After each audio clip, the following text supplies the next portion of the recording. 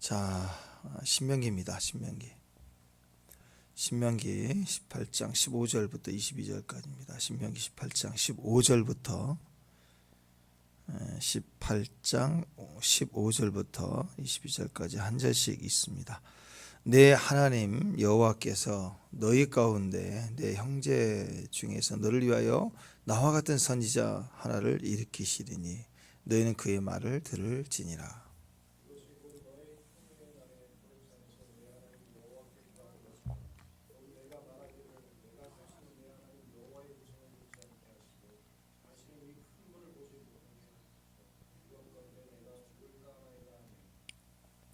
여호와께서 내게 이르시되 그들의 말이 옳도다.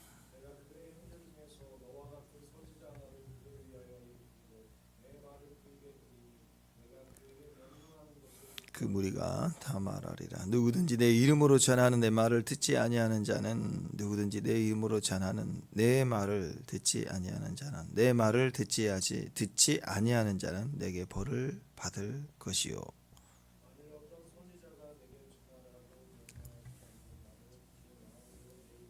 전하든지 다른 신의 이름으로 말하면 그 선지자는 죽임을 당한다. 내게 마음속으로 이르기를 그 말이 여호와께서 이르신 말씀인지 여호와께서 이르신 말씀인지 우리가 어떻게 알리요 하리라. 여호와 이름으로 말한 일에 증언도 없고 성취함도 없으면 이는 여호와께서 말씀하신 것이 아니요 그 선지자가 제 마음대로 말한 것이니 너는 그를 두려워하지 말지니라. 아멘. 지 마음대로 한 말은 말인데 우리가 한 말이 있고 사람의 말은 사람이 하는 거고 선지자의 말은 하나님 말씀이죠. 선지자는 통로이기 때문에 하나님의 말씀을 말할 수도 있고 지 마음대로 말할 수도 있다. 우리 분별이 필요하겠죠. 근데 그 분별은 어렵지가 않습니다. 증언이 있어야 되고 성취함이 있으면 됩니다. 미래의 얘기를 하는 것 같지만 하나님은 항상 현재 말씀하세요. 그래서 우리는 미래에 일어날 사건을 역사적으로 확인하고서 아는 게 아니라 현재 말할 때 미래에 일어날 일을 현재 말하는 것 같아도 하나님이 현재 하나님이시기 때문에 현재 그 말씀을 들을 때 우리 안에 변화가 일어납니다. 그분의 성품이 전달되올 때 가만히 있을 수 있는 사람이 없어요.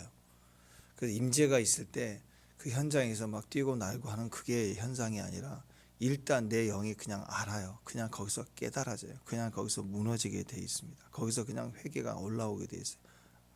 그래서 우리가 현재 강력한 만남 확증할 수 있는 내 안에 믿음이 세워지는 것입니다. 이런 증언들이 필요해요.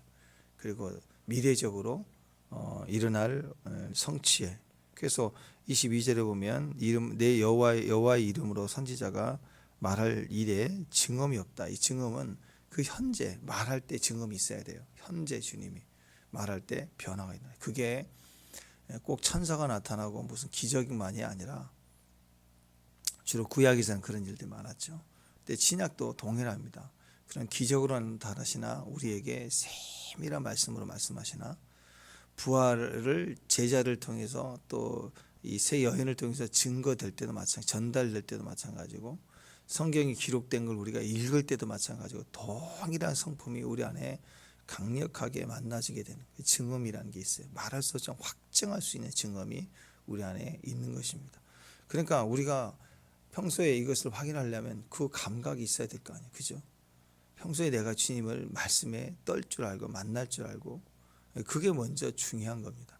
그게 있어야 이 마지막 시대를 현재로 살아갈 수 있어요. 그래서 프레센스 오브 갓 하나님의 임재는 지금 있는 게 그것이 우리 증언입니다. 그게 내 안에 영으로 도장 찍듯 확증이 탁 오는 게 있어야 돼요. 그 중심에서 하나님을 알아보는 것. 주님이시다. 주의 음성이다. 그렇게 알아볼 수 있는 것입니다. 그래서 오늘 신명기 18장 말씀에 쭉 얘기하는 내용이 지금 세 번째거든요. 오늘 15절부터 쭉 맞으면 나오는 게 선지자 얘기거든요. 선지자. 하나님이 하나님의 선지자가 되기를 원해요. 우리가 하나님 선지자 되기를 원해요. 궁극적으로는 주님이 우리 모래가 되시고 교회가 그의 몸이니 교회는 하나님의 선지자 되기를 원하는 거고, 결국 예수님을 통해서 이루어질 하나님 나라에 대한 선지자는 꼭 이렇게 예언하고 뭐 그런 게 아니죠, 그죠? 하나님 말씀으로 살아라. 그래서 선지자의 기본 개념이 그래요. 선지자의 형제 중에서 너 같은 선지자 하나를 일으켜 줄 것이다. 선지자는 어디에 있냐면 산속의 기도원에 있는 게 아니고 능력바위 앞에서 선지자가 만들어지는 게 아닙니다. 선지자는 어디서 만들어지냐면 형제 중에서 만들어져요. 그 연합 속에, 동거 속에. 신부가 나중에 아가서에 보면 신부가 노래 중에 노래를 부르잖아요. 그 노래 중에 노래를 어디서 부르냐? 산속에서 주님과 교제하면서 만나지는 게 아니에요. 주님을 가장 잘 만나지는 장소는 현장입니다. 교회, 가정, 직장, 내 삶의 일상으로 주어진 터에서, 거기 예루살렘 딸들 있죠. 흘겨보고 노려보고 째려보고는, 또 이간질하는, 그 다음에 또 어미 아들들이 있어요. 율법의 아들들은 막 짓눌러 하지마 못해 가지마 바보냐 맨날 막 조여, 막 드라이브 하나 갖고 와서 맨날 날 막 조여가는 거야. 막 억압해, 힘들어 못 도망가게. 그 어미 아들들이 있고, 내 오빠들인데 나를 힘들게 해요. 또 막 이게 영지주의라 그랬죠. 예루살렘 딸들 막 상상과 망상으로 막 나를 험한하고 소문내고 막 흘겨보고 째려보고 노려보고, 인간 CCTV로 막 그렇게 양쪽에서 막 부르부르 하는 과정 속에 그들의 형제라고, 형제. 그 속에서 선지자가 탄생한 예언적인 감각이 터진 거예요. 왜냐하면 정상으로 살 수 없거든요. 정상으로 살 수 없어요. 그 환경으로 꽉 조여서 막 그 구렁이처럼 나를 조여오는 현장에서 어떻게 살아요? 또 그런가 하면 내면에서 막 이상한 소리를, 소문을 내고 막 흘겨보고 막 노려보고 째려보고 막 안 가르쳐주고 막 그래가지고 막 그 미치는 거죠. 감각이 폭발이 돼버리는 거야. 감각이 정상으로 살 수가 없어요.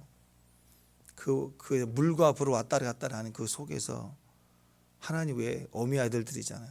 그 어미가 좀 따끔하게 얘기를 해. 야, 동생을 왜 그러냐. 그래야 되는데 그러지도 않고 하나님 없는 것처럼 느끼고, 그 사랑에 빠졌는데 그 주님은 또 도망가 버리네. 찾아도 안 찾아지네. 막 이런 현장에서 완전히 내동정 쳐지는 그런 상황 속에서 찾고 찾으면서 노래가 달라지고 만나지고 점점점 우리가 선지자가 되는 거예요. 선지자가. 현숙한 여인 잠언에서 이렇게 변화가 되는 거대한 교회로 탄생이 됩니다. 그래서 그 형제 중에서 선지자를 일으키는 거지, 그 들판에서 막 이상한 거 뭐 보고 들었다 그래가지고 선지자가 되는 게 절대 아니에요. 그래서 지금 이 시대 마지막 때가 되니까 별 이상한 여자들, 남자들은 막 나타나는데, 선지자는요 교회 가운데 있습니다. 교회 가운데서 나와요. 그 듣도 보지 못한 뭐 여자가 뭘 전쟁이다 하고 드러나고 막 유튜브나 이런 데서 막 공격적으로 띄우고, 그 전부 이상이 정상적인 틀 안에서 어미 아들들에게 고난을 당해야 된다. 선지자들은 율법적인 율법 사람들, 소위 말해서 보수, 정통, 꼴통, 이단 사냥꾼 이런 사람들에게 당해야 된다니까요. 예수님도 당하고 선지자들도 다 당했어요. 예레미야도 맨날 말하지 마 해서 감옥에 묶어놓고 막 뺨을 치고 그러잖아. 말하지 마라. 거짓 예언한다고. 그 형제들 속에서 만들어진다고요. 미혹받지 말아야 돼. 듣도 보지 못한 여자가 나타나서 그냥 뭘 예언한다고 그러고 막 그런 거 조심해야 돼. 형제 중에서, 선지자를 하나님이 형제 중에 두는 거예요. 또 그 속에서 일으키세요, 하나님이. 그리고 특징이 뭐냐면 내 입을 그 입에 둔다. 하나님의 말씀을 그 입에다 둬요. 그래서 선지자는 형제들에게 비난받으면서 자기 안에 둔 말씀으로 살아. 예수님이 그랬죠. 임의로 말하잖아. 아버지께서 말씀에 물려주신 대로 내가 말했다 그러잖아요. 온전히 말씀의 사람은 그 말씀으로 말해. 여러분 물에 빠져서 거의 죽게 됐는데 살려냈어요. 그래가지고 인공호흡 할 때 배를 갖다가 이렇게 심폐소생술한다고 누르면 호흡을 해야 되는데 뭐가 나와요? 물을 하도 많이 먹어가지고 배가 이렇게 하면 심폐소생술하면 호흡을 해야 되는데, 그쵸, 당연히 물을 먹어서 기도가 다 막혀 죽을 만하니 배를 누르면 물부터 나와야지. 뭐 영화 같은 데 보면 물고기 한 마리 뿅 나오잖아. 영화 같은 데. 어쨌든 이게 자기 안에 가득 찬 게요, 환란이 오고 어려움이 와서 꽉 조이면 담긴 게 나온다고요. 담긴 게. 그래서 선지자 이제 어떻게 하느냐, 고난을 줘보면 알아요. 달콤할 때는 몰라요. 입 바른 소리 다 누구나 할 수 있어요. 예. 근데 진짜는 그 속에서 생명이 나와. 생명이 있는 사람은 찔러도 생명이 나. 물과 피를 쏟아내잖아. 사해지는 피가 나오고 피에 생명이 물이 나오고. 예수님 그러시잖아요. 죽어도 나오는 게 진짜 자기 안에 있는 게 나와요. 선지자는 입에 물려진 말씀이 있어야 선지자입니다. 꿈꾸고 환상 보는 게 아니에요. 선지자는 자기 안에 물려진 말씀이 있다. 에레미야 그 한 말씀 그거 새로운 거 무슨 말씀 연구해서 뭐 계속 이렇게 알려주고 그러지 않았잖아요. 선지자가. 에레미야는 목회한 게 아니잖아요. 에레미야는 말씀을 증거했어요. 에레미야는 그 말씀을 40년 내내 똑같은 말을 해요. 똑같은 말. 선지자는 자기 메시지가 죽어도 그 메시지만 말하는 거예요. 어떤 비난이 와도 고난이 와도 그것만 말하는 거예요. 형제 속에 있어야 됩니다. 예레미야가 형제를 안 떠나죠. 비난 고난 다 당하면서 안 떠나는 거예요. 이사야가 안 떠나는 거예요. 이상한 퍼포먼스 하면서도 알게 하려고 막 끌려오게 하려고 끌려온다는 거 다시 돌아오게 한다 알리려고 별짓을 다 하잖아. 계속 백성들을 떠나잖아요. 에이 못된 것들 니들 알아서 해라. 그래서 난 다 했다. 손 던다. 그게 아니에요. 끝까지 같이 가요. 그 징그럽게 그 1차, 2차, 3차 포로 갈 때도 말 안 듣고 결국은 개기다가 애굽으로 기어이 도망갈 때 애굽까지 쫓아가잖아요. 애굽까지 쫓아가서 여호와께 항복해라 했다 맞아 죽고. 그게 선지자예요. 선지자. 백성들 떠나면 안 돼요. 아버지는 가정을 떠나면 안 돼요. 네. 아이들이 하나님이 지어진 말씀을 떠나면 안 돼. 그래서 그걸 가르쳐야 돼요. 말씀을 떠나지 마. 부모가 선지자로서 그렇죠. 아이들에게 있어서 부모는 선지자죠. 엄마 아빠는 선지자예요. 아이들에게 뭘 해야 돼? 똑같은 말을 반복해서 아이들이 율법의 아이들이 되도록 말씀의 아이들이 되도록 그거 예언해 줘야 돼. 계속 그게 인생 살 길이야.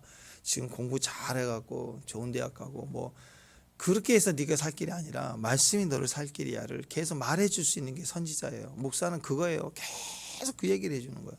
똑같은 얘기를 하는 말씀을 물려줘. 말씀으로 사는 거다. 선지자는 기본이 뭘까요? 그렇게 만들어져야 돼. 그래서 선지자는 어떤 환경에서 흔들리지 않으려면 선지자는 어떻게 만들어지는가? 제일 첫 번째 선지자는 말씀에 떨 줄 알아야 돼요. 말씀을 경외해야 돼요. 말씀에 벌벌 떨 줄 알아야 되는데 선지자가 말씀 하나를 자기 안에 있는 말씀 하나를 떨 줄 모르면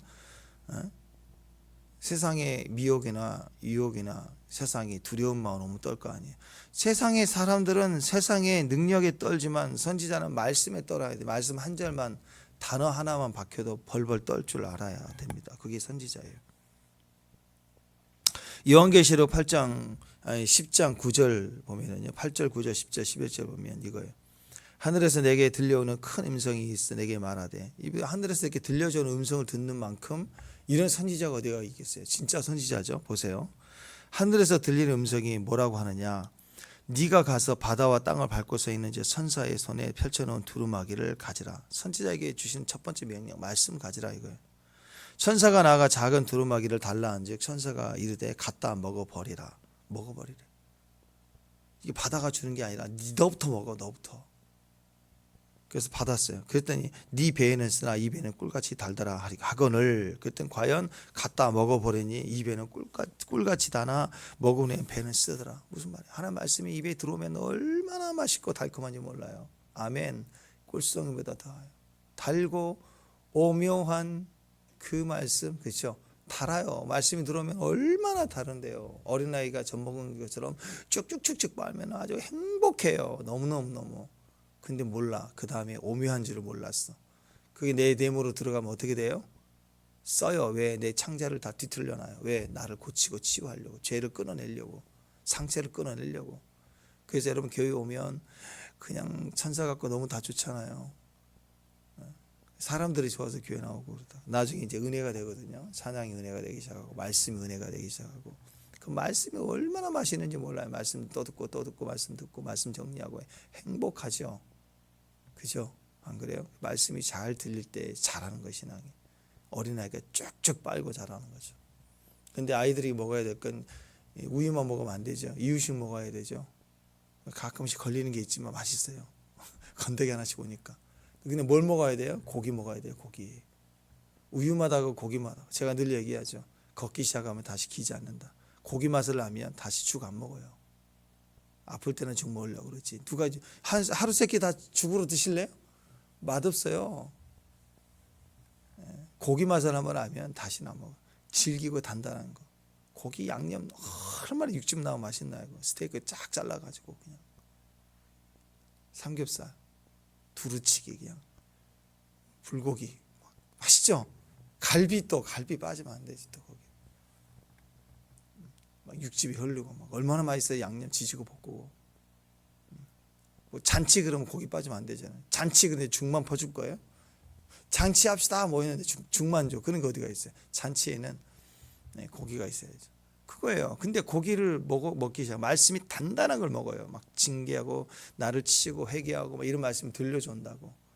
달았던 말씀이 아니라 내 창자를 뒤집어 버리는 거예요. 막 나를 막 고통스럽게 달고 그래서 오묘한 거예요. 오묘한 맛이 뭐라고 말할 수 없는 참 그 맛이 들어오면 창자가 뒤틀려지기 시작합니다. 나를 치유하고 회복시키는 말씀. 그리고 나서 네 배에 쓰게 되더라. 그랬더니 그가 말하기를 네가 많은 백성과 나라와 방 인군에게 다시 예언하리라 하리라. 사명, 선지자의 사명, 복음 증거의 사명. 거기서 말씀이 달기만 해서는 안 돼. 내 안에 쓰기 시작해서 내 안에 살이 되고 피가 되고 영향력이 되고 능력이 되고 내 질병을 고치고 어둠을 떠나가게 하고 그 말씀 내 안에 완전히 소화가 돼서 내 말씀이 돼버릴 때 그때 너는 사명이 있어요. 많은 백성과 나라와 방언과 임금들에게 가서 예언하여야 하리라 하는 사명이 그때 나오는 거예요. 그 말씀은 선지자부터 먹는 거예요. 말씀이 잘 먹어지는 사람은. 말씀을 잘 먹는 사람이 선지자예요. 그 안에서 막 쓰고 뒤틀리고 말씀 때문에 막 뒹굴고 울고 막 고통스러운 거예요. 달기만 한 게 아니야. 하나님의 말씀이 이런 뜻이었구나. 이렇게 깨달아진 것이 아니라 말씀이 들어오면 눈물이 나고 고통스럽고 아프고 뒹굴어지고 하는 거예요. 어이없고. 그래서 먹어야 됩니다. 먹어야 사명이에요. 그래서 우리는 말씀으로 살아가는 겁니다. 사람이 떡으로만 사는 게 아니고 하나님 입에서 나오는 모든 말씀으로 산다. 이게 선지자를 세운단 말의 기본 핵심은 말씀 따르면 죽는다. 말씀으로 산다. 요한계시록에 보면 짐승이 나타날 때 하나님의 대적자가 드러났을 때 먹는 것 갖고 장난을 치죠. 그죠? 네. 그래서 짐승이 표를 가지고 이 표딱지를 받아야 먹고 산다. 이렇게 세상 시스템을 조정하겠다. 그런데 뒤집어서 얘기하면 세상으로 먹는 것, 영적으로는 하나님을 먹는 것과 똑같아요. 선지자가 되는 거고 선지자는 하나님의 말씀을 먹는 사람들이면 나중에 적그리스도가 세상에 나타날 때는 하나님 말씀으로 먹는 사람들과 이제는 적그리스도가 먹여주는 세상이 먹여주는 것을 먹는 사람들로 나눠진다는 의미예요. 그렇죠? 먹는 문제가 얼마나 중요해요. 다시 말해서 하나님 말씀으로 살려고 할 때 제일 방해가 되는 게 세상적으로 먹고 사는 문제예요. 세상적으로 먹고 사는 문제 때문에 하나님 말씀을 버린다니까요. 근데 거기 그 한계점에서 아니야. 나는 오직 말씀으로 살 거야 하고 붙들 때 하나님 먹이신다고. 근데 하나님 말씀을 붙들었을 때 세상 걸 포기하고 하나님 것을 붙들었을 때 하나님 먹여주신 경험을 하지 못하면 우리는 하나님을 당장 버리게 돼 있어요. 그것이 오늘 15절 5절부터 쭉 나와 있잖아요. 그 앞부분에 그 내용이에요. 그 앞부분 공급의 문제거든요. 그게 우상숭배예요. 우상숭배는 표를 받는 거예요. 우상숭배는 먹고 사는 문제를 해결해 주는 세상 방법이에요. 세상 방법은 이미지죠. 전부가 다 우상숭배는 먹고 사는 문제에 대한 명확한 답을 주는 것처럼 보여요. 그래서 우상을 왜 섬기는 거? 왜 이미지로 가느냐? 먹고 살라고. 옛날 시대에 그 바알 제사 아세라 신 다 가나안 신들의 특징이 먹고 사는 문제거든요. 다 풍요의 신, 농사의 신, 물의 신, 비의 신, 그게 다 먹고 사는 문제예요. 다 토속 신앙 전부 먹고 사는 문제, 생계의 문제. 그 다음에 먹을만 하면 재앙이 임하잖아요. 바람신, 날 풍랑의 신, 달래야 돼. 신은 맨날 우리가 달래줘야 돼. 조폭 같아. 그게 무슨 신이에요, 그게. 히랍 신은 보세요. 그리스 로마 신에 나온 신화에 나온 신들이 막 질투해가 지들끼리 싸우고 죽이고 막 아들 낳고 막 도망 다니고 막 그러잖아요. 죽이고. 신들이 맨날 싸워. 그게 무슨 신이야, 그게. 여러분 집에다 신발장에 놔두면 신도 안 싸워요. 놔두면 가만히 있지. 신들이 무슨 고무신하고 슬리퍼하고 싸우나요? 신이 아니야. 인간의 신은 인간의 개념에서 만들어냈기 때문에 맨날 싸우고 질투하고 안 달래면 분노하고 그런 거예요. 조폭 이미지죠. 그래서 신들을 보면 우상을 보면은 신을 계시로 받아서 그려서 만든 게 아니고 다 인간의 생각을 반영했어요. 예. 인간의 형상, 머리는 무슨 여자고 뱀이고 그런 거 풍요의 신 그러면 막 여자 유방을 많이 만들고 다 인간이 만든 거라니까요. 다 거기에 사람과 결부된 사람의 형상이지만 동물의 이미지, 짐승의 이미지 이런 능력의 이미지를 막 붙여놓은 거예요. 손이 막 3개 4개고 막 다 인간에게서 나온 거라고. 그게 이 마지막 때는 우상 숭배하지 말라. 그 말은 결국 먹고 사는 문제거든요. 그것이 오늘 선지자 되라는 말과 연결되는 거예요. 그래서 앞부분의 이야기가 그 얘기에서 우상 숭배하지 말라, 선지자를 세운다, 이게 각각 다른 게 아니라 같은 겁니다. 지금부터 먹고 사는 문제에 있어서 하나님 앞에 엎드릴 줄 알아야 계시의 사람, 말씀의 사람, 마지막 때 교회가 하나님의 예언을 할 수 있는 선지자의 기능을 하게 되는 거예요. 요즘 같으면 양다리 걸치는 거 쉽죠. 그렇게 살려고 하는 거 그게 아니라는 거예요. 하나님의 준 것도 받고 바알에 주는 것도 받겠다. 이런 거죠. 꼭 먹고 안 먹고. 그게 아니라는 거예요. 이익만 된다면, 돈만 되면 어떤 사람과도 타협이 된다. 돈만 된다면, 이익이 된다면 주일이라도 타협하겠다. 그게 우상숭배라고요. 근데 그런 우상숭배, 먹고 사는 문제를 세상으로 타협할 수 있는 사람에게 과연 하나님의 말씀이 입에 물려질까요? 어떻게 생각하세요? 그럴 수가 없겠죠. 그죠? 그래서 이 문제부터 먼저 해결돼야 돼요. 먹고 사는 문제부터. 내가 내 이익을 최대로 극대화하기 위해서 여러 통로의 공급을 받겠다. 여러 통로의 공급을 받겠다. 술자리에도 나가서 사업을 이루어지게 할 것이다. 이런 거. 그건 사업은 사업이고. 그런 걸 또 구별하려고 그래. 또 사업은 사업이고 또 주님은 주님이고. 이게 아니라 그 영과 육이 하나님 것은 하나님 것, 이게 구별인데 이걸 여기다 적용해서 그래서 하는 거예요. 마음대로 하고 다니고 그냥. 그게 아니죠. 우상숭배의 핵심은 이겁니다. 우상숭배하지 말라는 핵심은 이제부터 주님 하나님이 주신 것만으로만 살겠습니다. 이 결단을 딱 내리는 거예요. 이게 우상숭배를 깨는 거예요. 그냥 산속에 가서 절 안 가고 절에서는 그 나오는 물도 안 먹으려고 그러고 그 마음은 귀해. 관광지 가면 다 입구인데 어떤 분은 그 왜 또 관광지 입구 들어갈 때 왜 그 입장료 내는 거 있잖아요. 그 입장료 내는 그 절에 있는 중들은 안 내는데 우리는 왜 받느냐 그걸 따지더라고. 따지고 또 그 문화재 관리라고 해서 문화재가 다 그 절들 지정돼 있으니까 그 입장료가 다 관리비로 들어가서 절 보수하는 데 쓴다고. 나 안 낸다 하고 버틴 사람인데 좀 내요. 그런 거 상관없는 거니까. 그런 데다 거룩을 붙이고 쌈박질 하지 말고 할렐루야 그러지 말고 거기다가 주보 놓고 오지 말고 제발 그러지 말고. 거기 있는 물 맛있어요. 물도 먹으려면 먹어요. 먹지 말란 소리야. 배고프면 먹어야 되고 목마르면 마셔야죠. 다 먹어. 원래 다 우리 아버지 건데 안 그래요? 근데 그거 가지고 거기다가 거룩을 붙여내고 그러지 말고 여기서부터 증거된다니까. 내 삶 속에서 하나님이 주신 것만으로 살겠습니다가 내 삶에서부터 뿌리가 박히고 단단하고 견고해지는 게 중요해요. 타협하지 않겠습니다. 이건 대충 다 안 보이니까 넘쳐나고 그냥 그런 데 가가지고 대표성을 가지고 하나님 말 믿으니까 이 나라가 그렇다고 왜 절간에 가가지고 거기다가 그래. 그러니까 지금부터 그래야 돼요. 주님, 저는 주님 주시는 대로 살겠습니다. 보내주시는 곳에 가겠습니다. 그런 마음으로 뿌리를 단단하게. 왜? 하나님은 우리의 공급자시니까. 옛날에 우리 유행했던 꽁트, 요즘 애들은 잘 모를걸요. 우리 어렸을 때, 제 기억으로는 어렸을 때 흑백 TV 때부터 많이 봤던 거예요. 늘 흔했던 게 맨날 나오는 꽁트 있죠.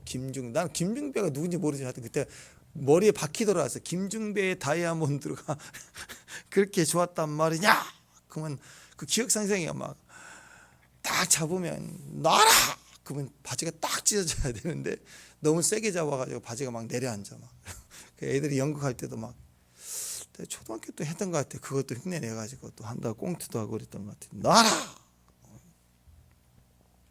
그걸 보면 지금 생각해 보니 그게 우상숭배인 거, 우상숭배의 마음과 똑같은 것 같아. 아니 사랑한다며, 사랑한다 그래가지고 사랑하는 사람이 그 자기 판 몸이잖아요. 판 몸값이잖아요. 은 30. 은반지 하나, 금반지도 안 돼갖고 은반지 하나를 끼워줬어. 어머 사랑해요. 그랬더니 갑자기 변신을 했네. 갑자기 김중배가 와가지고 다이아몬드를 부으면 사랑한다고.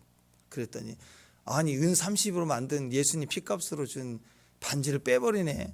그리고 다이아를 끼워버리네. 아니 주님 사랑한다며. 예수 십자가 은혜 받았다며. 근데 세상에 좋은 직장 딱 주니까 은반지 빼버리고 이제 뭐해? 다이아 딱 끼고 가는 거야. 이제 나 강남 산다. 스포츠카 딱 탄다. 그거 아닙니까? 그거 뭐 한 몇만 원 은값에 은 30에 뭐 이렇게 도장해갖고 이쁘게 뭐 하나 박아놓고 그러면 그 몇십만 원짜리. 그 사랑의 표정이라고. 사랑할 때는 그게 다라고 얼마나 좋았겠어. 근데 이 김중배 같은 놈이 나타나가지고, 죄송합니다. 또 김중배란 분이 우리 교회에 없으니까, 갑자기 돈 많다고 거들거리면서 스포츠카고 와가지고 그냥 다이아몬드 반지를 주니까 그냥 빼버리네. 반지 빼버리고 다이아몬드를 확 끼워버리네. 그럼 여러분 마음 어떻겠어요? 그때 나오겠죠. 김중배의 다이아가 그렇게 좋단 말이냐? 그럴 거 아니야. 우리는 믿는 사람이라고 하면서 이미 사랑한 사이인데, 사랑한 사이 가운데 이런 말이 나오면 안 되죠. 하나님만 섬기겠습니다, 하나님만 사랑합니다 했는데 은반지 낀 거 아니에요. 구원을 받았다고. 세상적인 가치가 없어 보이죠. 교회 다니는 게 우스워 보이고 아무것도 아닌 것처럼 보일 수 있습니다. 근데 세상이 준다고 하니까 따라가 버려. 김중배의 다이아몬드가 그렇게 좋단 말이냐. 그게 만약에 하나님 우리에게 하신 말씀이면 이거 큰일 나는 거 아니에요? 김중배 새 놈이 나타나가지고 예수님 금식할 때도 3번 시험하죠. 다이아를 끼워주려고 막 3번 시험하잖아요. 이런 거예요. 인생은 예수 버리라는 거죠. 그러니까 이런 미혹이 올 때, 세상이 먹을 것 같고 공급 가지고 또 세상의 형통을 가지고 다이아 가지고 흔들흔들 거릴 때, 그때 우리는 그거 붙들면 임재 떠나가 버려요. 임재 빼버리면, 떠나가 버리면 망하는 거예요. 우상숭배죠. 임재가 사라지는 게 우상숭배. 우상숭배하는 즉시 임재가 사라집니다. 임재 떠나가 버리는 거예요. 그게 좋은 게 아니라니까, 망한 거라니까. 그게 짐승의 표라니까. 김중배의 다이아몬드가 짐승의 표라고. 그것 때문에 은반지 빼면 은 30에 나를 값주고 산 것처럼, 아니 은 30으로 팔린 것 같지만 사실은 이 우주의 유일하신 하나님의 아들인 예수의 피값으로 사신 거라. 그걸 못 보는 그 값어치를 이 두 사람이 진짜 사랑한다면 생각하죠. 여러분, 우리 자녀, 우리 아이들 너무 사랑한다면, 비록 형편이 어려워서 은반지 하나 해주는 것 같아도 그 값어치, 사랑의 확증은 이 세상 그 어떤 것보다 귀한 거 아닌가요? 예수님이 우리 눈에 보기에는 은 30에 팔린 것 같지만 그 값이 아니에요. 인간이 매긴 값이에요. 대제사장과 유다가 협상해서 자기들이 매긴 프라이드, 그 값이 그게 아니라고요. 세상은 그렇게 값어치를, 십자가를 우습게 여기고 교회를 우습게 여기는 거라고요. 근데 하나님이 그 값이 아니라고 그러더라고요. 상상할 수 없는 대가를 지불하신 거예요. 그걸로 인해서 하나의 임재를 버린다면 그건 무지하고 어리석은 거 되겠죠. 삼손과 다윗 보세요. 삼손과 다윗.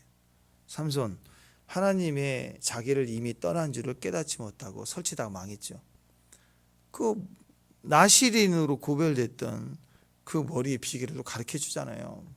그 여자가 그냥 어머 나를 사랑한다며 또 거짓말, 나 불행해, 나 행복하지 않아, 나한테 비밀도 안 알려줘, 비밀을 안 알려주면 네 꼴 나를 사랑하지 않는 거야, 막 이래가지고 괴롭게, 밤낮을 괴롭게 하니까 알려주잖아. 몇 번 그러다가 이 무지한 삼손 보세요. 그게 아무것도 아닌 것처럼 반지 뺀 거예요. 그게 반지 빼버린 거라고. 예수님이 주신 생명의 반지를 빼버린 거 가르쳐줘 버려. 그거 괜찮겠지 뭐. 이렇게 얼마나 무지해요. 그러니까 삼손이 딱 깨가지고 블레셋 사람이다 그랬더니 또 깨가지고 이전처럼 똑같이 그냥 몸 떨고 설치려고 갔더니 성경은 뭐라고 얘기하느냐면, 여호와께서 이미 자기를 떠난 줄을 깨닫지 못하다. 얼마나 무지해요. 하나님 떠난지도 모르고 말 함부로 하고 행동 함부로 하고 은반지 빼버리고, 그 다음에 생각은 뭐 내가 하나님 떠난 건 아니고 돈 많이 번 다음에 막 크게 뭐 건축도 하고 선교도 하리라, 뭐 이런 마음 아니겠어요? 근데 떠난 줄도 몰라. 얼마나 무지한지. 삼손은 임재를 떠났지만 임재가 떠난 줄도 몰랐다. 탕자도 아버지 보려고 떠나는 거, 그게 형통이야. 손에 돈 쥐고 간 거예요. 김중배 다이아몬드 가지고 떠난 거예요. 받아내가지고. 아버지 떠나는 게, 아버지 번지 빼버리고. 그게 망하는 길이었다. 근데 다윗은 어땠어요? 다윗은 왕이고 다 가졌지만 뭘 소중하게 여겼어요? 예, 하나님의 법궤, 말씀이 소중한 줄 알아요. 법궤 찾아왔을 때 그래서 바지가 벗겨졌다. 바지가 벗겨진, 뭐 성경에 정확히 얘기하면 바지가 벗겨진 건 아닌데, 뭐 우리가 속된 말로 얘기하면 바지 벗겨지도록 법궤 임재 앞에서 춤을 췄다고. 예, 놔라 이거예요. 놔라. 바지를 벗겨지로. 그러려면 가라, 놔라. 나는 하나님이 주시는 공급으로만 사겠다. 왕 벗어버려. 채통, 능력, 왕의 권위, 힘 벗어버려. 나는 오직 하나님 주신 공급으로만 사겠다. 이게 딱 고백하는 거. 하나님이 나를 사랑하심을 알면 사랑한 자를 어떻게 굶기겠어요? 하나님 나를 사랑하심을 알면 하나님 나를 어떤 모습이라도 공급해 주신 것을 아는 거예요. 그리고 사랑할 때 사랑한 사람과 같이 굶는 거, 그것도 얼마나 감사할 일이에요. 같이 굶을 수 있다. 같이 웃을 수 있다. 슬퍼할 수 있다. 그게 축복이에요. 그래서 여러분, 그 사랑의 관계로 시작된 모든 시작이 가정에서 시작된 거 아니에요? 그죠? 가정에서는 같이 울어야 돼요. 같이 울고, 같이 웃고, 같이 굶고, 같이 떡 나눠 먹고. 가정에 무슨 일이 있으면 아이들은 뭐 애들이니까 부부는 무조건 같이 웃어야 돼. 같이 울어야 돼. 같이 막 울어야 돼. 교회 안에서 하나님과 우리가 같이 울어야 돼요. 그럴 때 거기서 공급의 문제, 하나님의 공급을 철저히 의지하고 믿는 것부터 시작될 때, 거기서 현장에서 끝나야 영적인 말씀을 책임질 수 있는 선지자로 말씀 붙들 수 있는 그릇이 만들어져요. 이 말씀을 받아 먹어야 되거든요. 근데 입이 닳고 좀 쓰려고 버려버려. 그런 느낌이 있어서 이거 먹으면 굉장히 창자가 뒤틀릴 것 같다 그러면 안 먹어버려. 도망가 버려요. 이익을 따라서. 그래서 교회 안에서도 달콤해야 되고 세상에 가서도 형통해야 되고, 이 정도만 좋은 거야. 너무 깊이 오면 안 된다고 생각을 하는 거야. 그게 무슨 신앙이에요? 그 맵새도 아니고 때까치도 아니고 둥지 안에서 키워놓았더니 자라니까 떠나버리네. 그게 뭐예요? 여기서도 이익을 보고 저기서도 이익을 보고, 그런 거 아니겠습니까? 그건 사랑이 아니죠. 이익은 보겠죠. 성공을 할 수 있지만 그 사람은 여기서도 사랑을 못 받고 거기서도 사랑을 못 받아요. 그런 기질은. 이 직장 갔다가 사랑 못 받고 저 식당 가서 사랑 못 받고 이익을 따라 왔다 갔다 계속 가는 사람은 누구의 가정에서도 친구 관계에서도 회사에서도 어떤 직장을 가도 어떤 직업을 바꿔도 사랑받지 못해요. 주변에 사랑하는 사람이 아무도 없어요.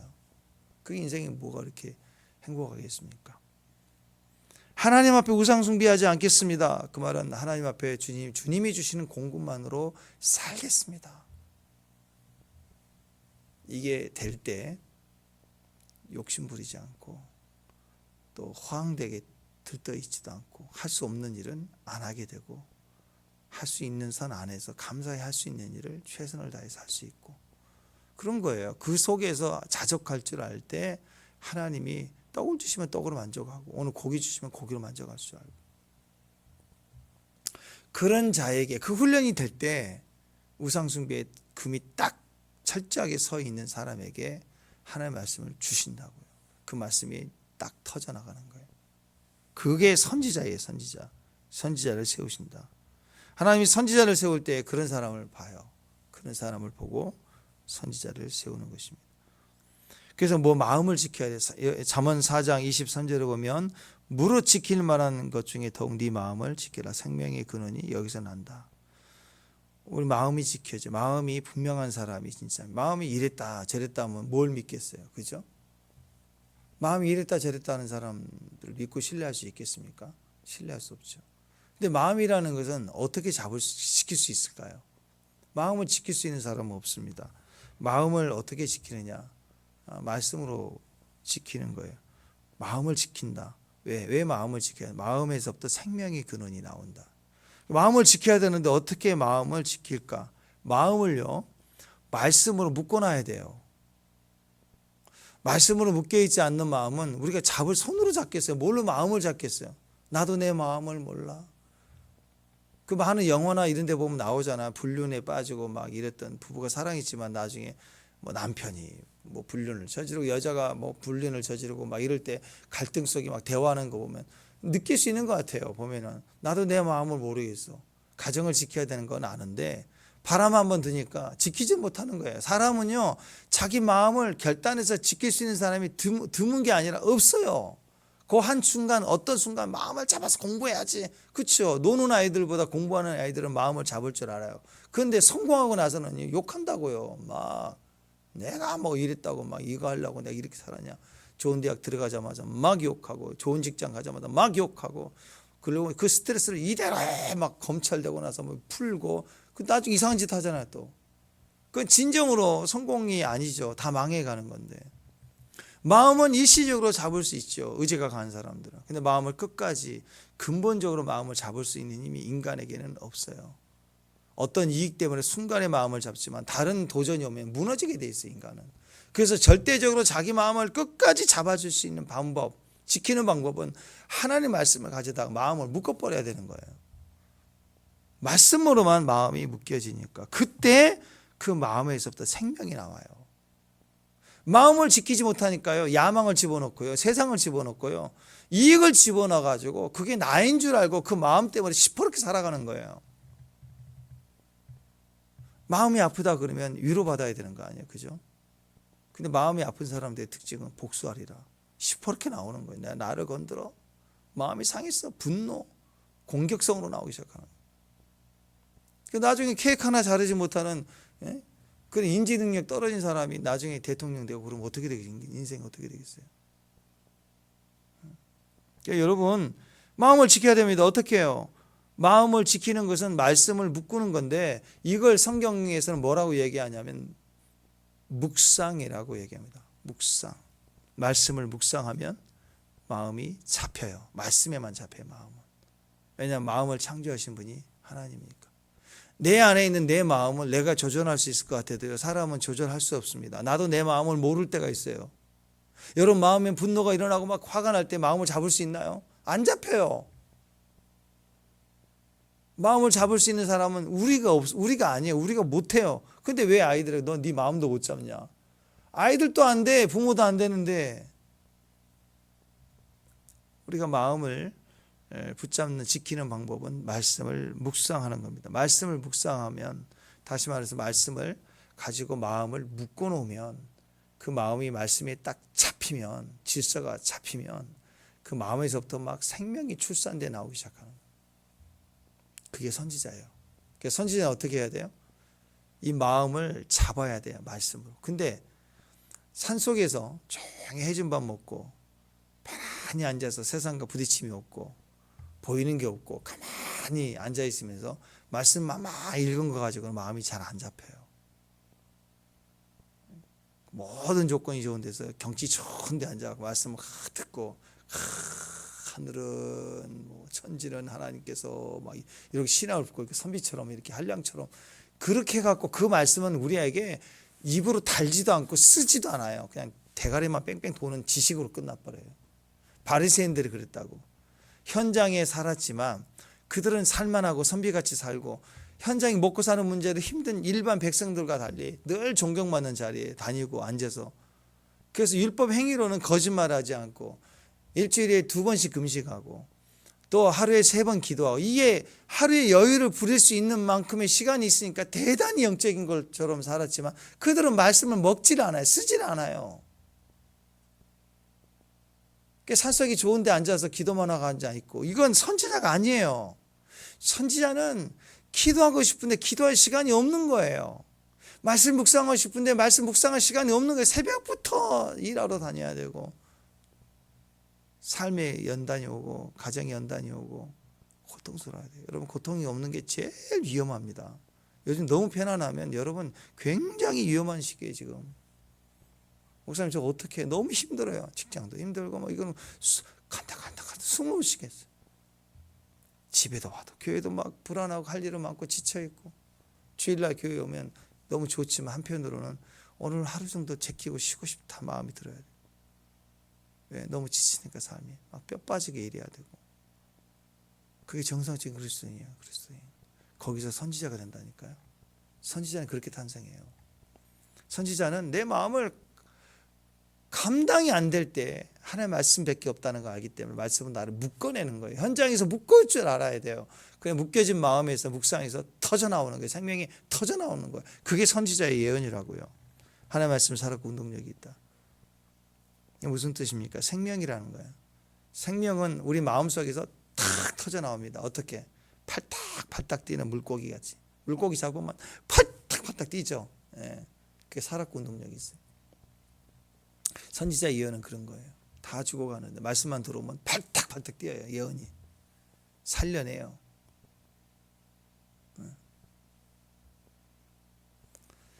두려움과 염려와 답답함, 여기가 계속 몰려오면 우리 마음이 죽어가고요. 이 마음이 자기 중심을 잡지 못합니다. 안개처럼 사라지고. 그럴 때 세상 사람들 맨날 그래요. 무슨 요즘 또 유행하는 요가한다고, 명상한다고, 도 닦는다고, 참선한다고, 또 무슨 마음 공부 연구소 맨날 그런 거. 여러분 그걸로 안 돼요.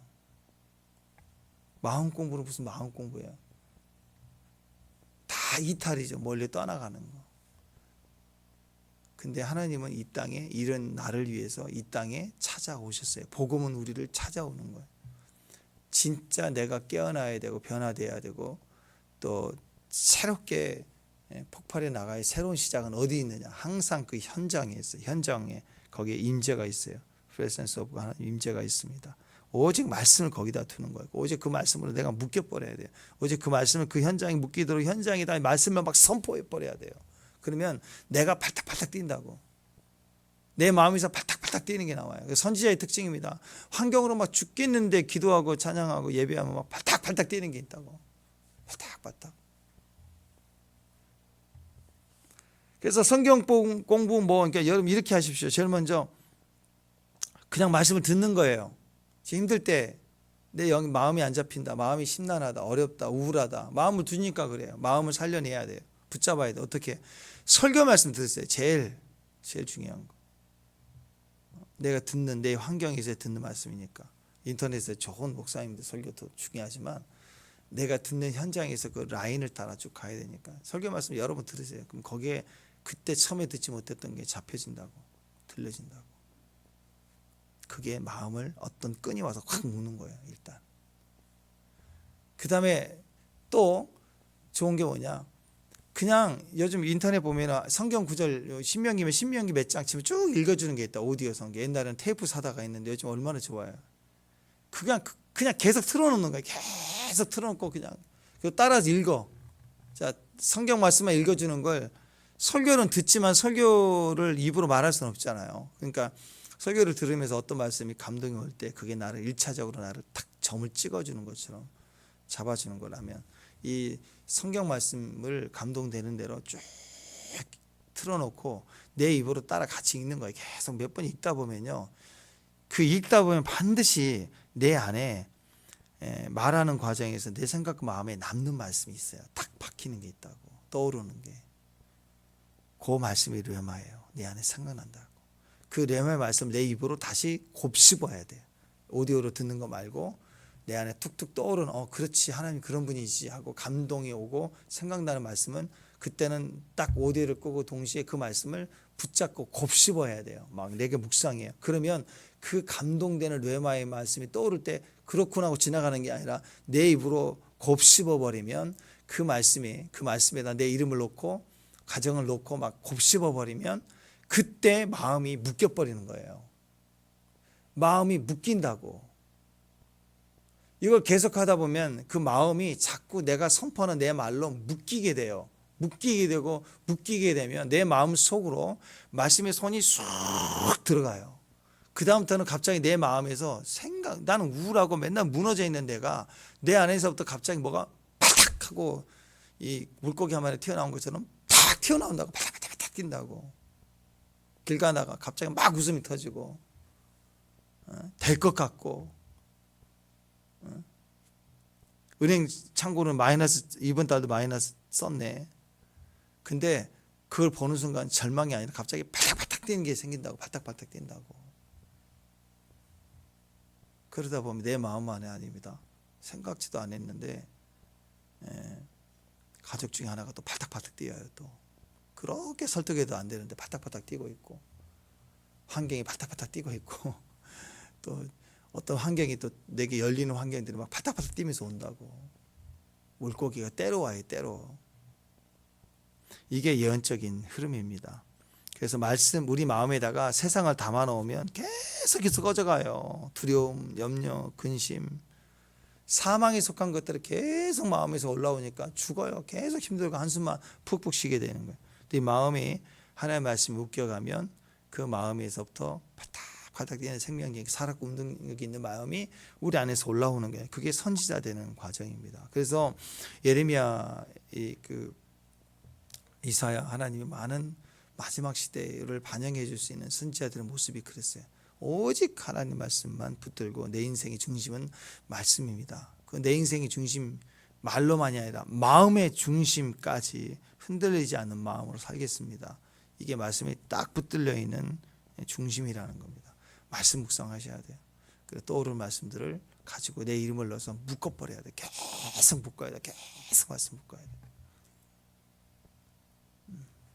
그래서 그 말씀이 내 속에 들어와서 달지만은 않습니다. 내 속에 창자가 막 끊어질 듯 뒤틀리듯 그런 과정에서 마음이 묶여지는 거예요. 창자가 마음을 묶어버리는 거예요. 말씀이. 그럴 때 그 안에서 생명이 막 팔딱팔딱 튀어나오는 거예요.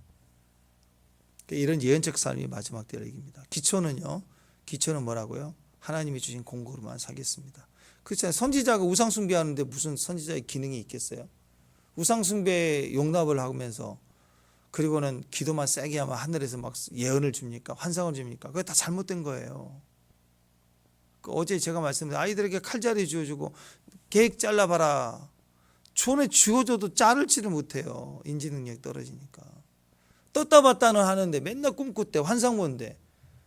보니까 그건 맨날 본다고 하는데 삶을 보니까 기본적인 사람 인간관계에 대화가 안 되는 사람이라면 그 그 사람이 얘기하는 게 무슨 분별이 제대로 된 거겠어요? 공과사도 구별 못하고 화만 내고 있고 막 억지로 막 무슨 조종이나 하려고 그러고 뭐 그런 말씀에 대하고 인격을 존중할 줄 모른다면 그게 무슨 하나님이, 여러분 입장 바꿔놓고 우리가 하나님이라고 생각해요. 이 사람 환상 보고 떴다 봤다 하는데 이 사람에게 인지 능력이 떨어지고 사람을 존중할 줄도 모르고 하나님 앞에 지 마음대로고 이런 사람에게 진짜 예언을 주고 싶어요? 여러분이 하나님이라면? 그러니까 우리가 이 마지막 시대에 별 사람들이 다 나타나는데 그 보는 기준이 그렇다고. 사람을 존중해야 되고 사랑해야 돼. 비록 죄를 지었지만 그 인격은 그건 내 아들이야, 내 아이야. 그게 하나님 뜻이거든요. 그걸 받을 줄 알고 존중할 줄 알고 기뻐할 줄 알고 그 기본이 안 되면 또 하나님으로만 공급한 것으로 살겠습니다. 그게 돼 있을 때 하나님은 말씀으로 창자까지 쓰게 해서 발딱발딱거리는 생명의 말씀의 사람으로, 예언적인 사람으로 쓰시는 겁니다. 그 믿음의 종들이 되시기를 주님의 이름으로 축원합니다. 기도하겠습니다. 하나님의 말씀 속에 살겠습니다. 하나님 주시는 공급으로 살겠습니다. 하나님 주신 은혜로만 살겠습니다. 또 늘 주님과 마지막 때까지 생명의 사명을 감당해내는 거룩한 종들 되게 하옵소서. 예수님 이름으로 기도합니다.